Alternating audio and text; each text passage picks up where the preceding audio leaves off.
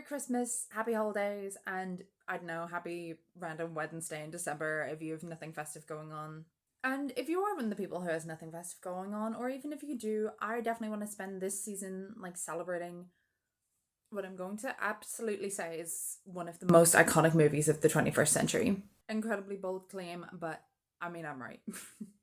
I mean, Mean Girls gave us Fetch. It gave us the perfect trio Halloween costumes of Mouse, Cat, Bunny, and their bonus ex-wife.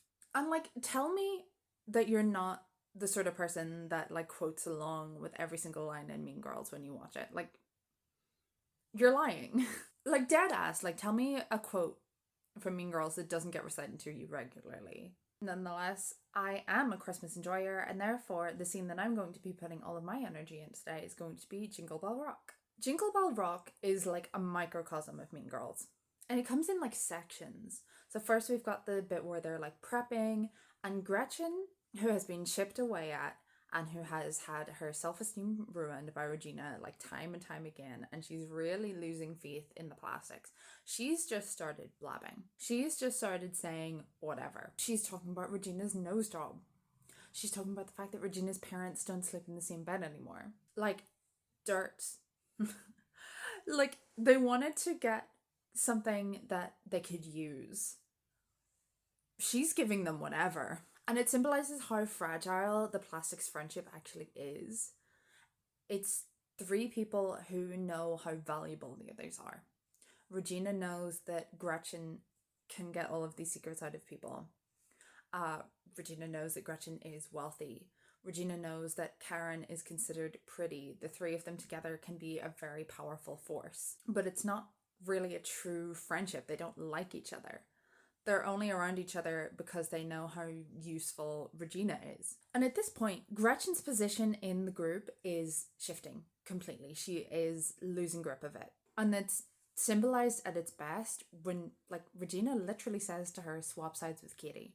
For one thing, it sets up her literally feeling replaced by Katie, and she knows that she's losing her position as one of the plastics. But also, she has been literally just like set up for failure. There's no way in hell that you're going to be able to like do the dance backwards from how you've learned it for like years and the way you've performed it for years and just like successfully do that night of. No wonder Gretchen absolutely loses her mind after this and decides to just totally stab Caesar. This is essentially a confirmation of Gretchen's worst fear, but she decides to turn it around. And instead of allowing herself to be replaced by Katie, she's the one who, like, I don't know if like consciously makes the decision, but makes the decision to replace Katie with Regina. Then there's the Katie and Aaron part of this. So we learn very early that Katie has a crush on Aaron and that Aaron is Regina's ex, and that's a big no-no. And how it symbolizes Regina's downfall is like right after Jingle Bell Rock has been performed, Aaron comes over and he's praising the performance and he like tries to kiss Regina, and Regina puts her hand up and blocks the kiss. Meanwhile, a minute before, we've had Katie taking over the Jingle Bell Rock performance. This is her song now. This is her group now. She's in the middle. She saved the day. And who was the first member of the crowd to follow her? Aaron. He joins in the song, causing everyone to join in the song, saving the performance. The plastics tradition is saved. The plastics reputation is saved, all by Katie. So basically, Regina tried to cut Gretchen out and replace her with Katie. Katie decided to cut Regina out. She's been booted. She's been booted from the plastics. She's been booted as Aaron's girlfriend. Her status has significantly lowered. Like, Gretchen says it best, you can't sit with us. She's gone from the table. She's gone from power. As a little side note, there's also like an indication of Janice's part in this. We know that like Janice and Regina were friends previously. Damien also says that Janice was the one who choreographed Jingle Bell Rock, and they still use Janice's original choreography. Janice had the power seat. Janice was part of Regina's inner circle, and then she was replaced. And then she gets replaced again.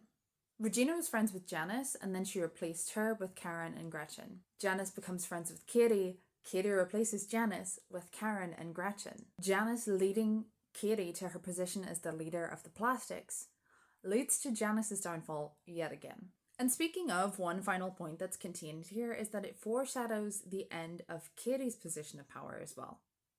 Because Regina to this point has heavily cultivated her position.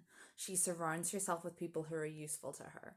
She only goes after things if they are of interest to her. She only became interested in Aaron again because Katie was interested. And that would undermine her. Or that's how she felt. Like, even Katie refers to how Regina sees people as being her property. So Regina has worked hard, and she is constantly working hard to stay at the top of the plastics. And if she can be bowled over by essentially a song and some candy canes, then so can Katie, who got her position literally just by stepping into it. So yeah, I think that Jingle Bell Rock is honestly probably the most important scene in the entire movie, and I just think that's really cool.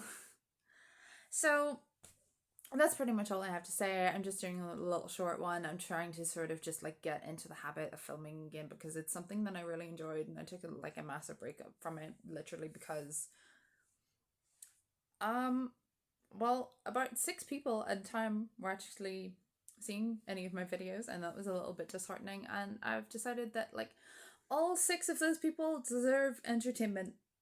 So yeah, I'm gonna try to get back into filming in the new year. I've got a couple of like analytical, girly nostalgia topics that I want to address, and I hope people find them interesting, even if it's only 6 people, and that's fine.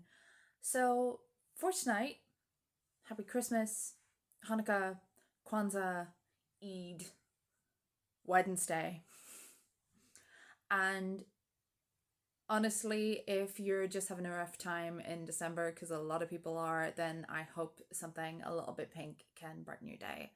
And no, that's it. That's it. Have a good night, and see you guys next time. I don't know. Bye, girlies.